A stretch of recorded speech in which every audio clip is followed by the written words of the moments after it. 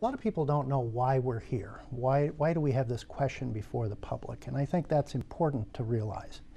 A few years ago, there was a couple who wanted to be married in Hennepin County. They were a gay couple, and they were denied due to the Minnesota state law recognizing marriages only between one man and one woman. They immediately challenged the rule. That case is before the appellate court in the state of Minnesota. A number of other states have gone through this very same dance, and the courts have ended up defining marriage. And that's really not the role of the courts. They should be not writing law, they should be only interpreting law.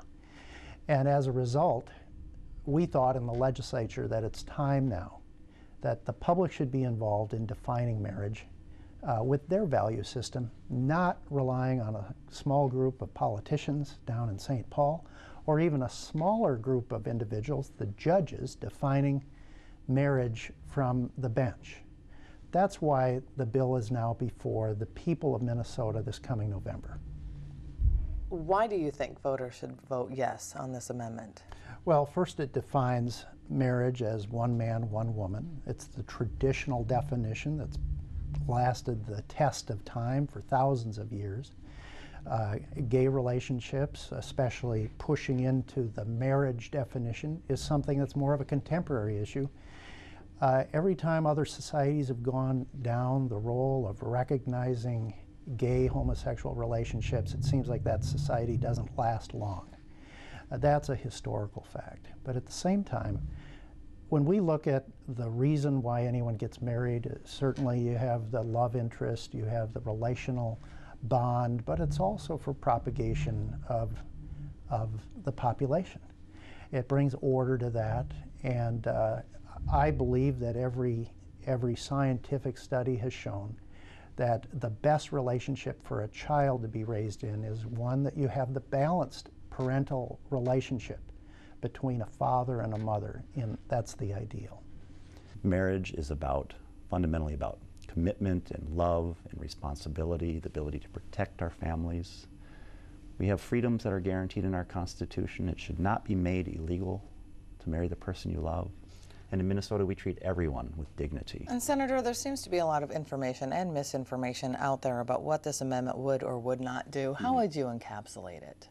Well, basically what it would do is it would be very hurtful and very divisive, and it would make it illegal to marry the person you love forever.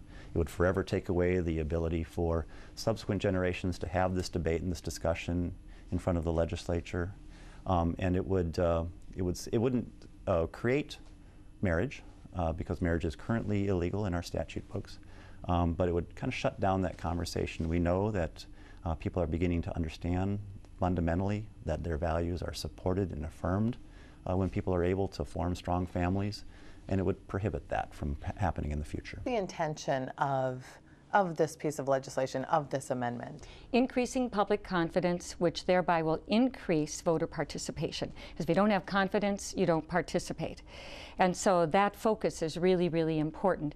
And I think that's why the public supports photo ID so much, because they stand in line to vote. They have those questions and concerns.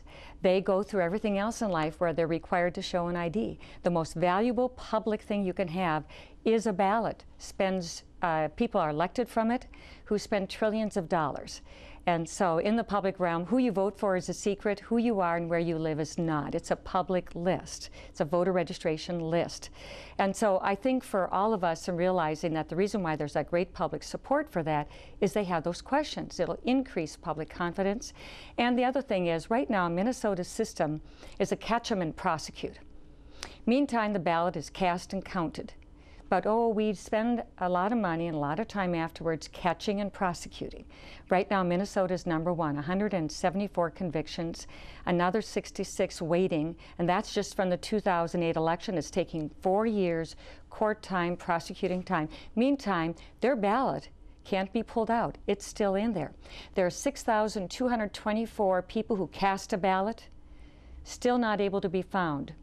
Don't know where they are. They've checked the list, they've checked all kinds of places for them.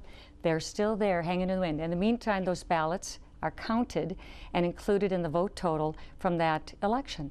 So I think those people who stand in line have those concerns and questions. That's why they support the requirement of photo ID. You've made some compelling arguments in committee last session on why you oppose voter photo ID. So explain why you think Minnesotans should just say no. I think the main issue is that there's too much ambiguity in the proposed constitutional amendment. We're not sure exactly what the implications will be.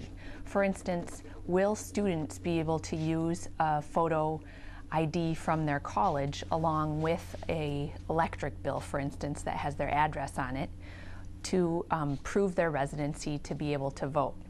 We don't know. The constitutional amendment, if it passes, will be set up for the legislature to determine whether or not that issue, whether students can vote using their college IDs as they can now, will still be in effect.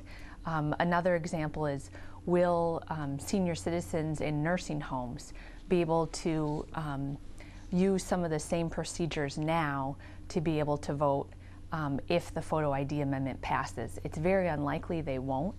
For instance, right now, many senior homes, the caretakers can vouch for residents of a nursing home. That will no longer be able to occur. So there's just a lot of potential that the amendment, if it passes, will not allow Minnesotans who have the right to vote to be able to vote.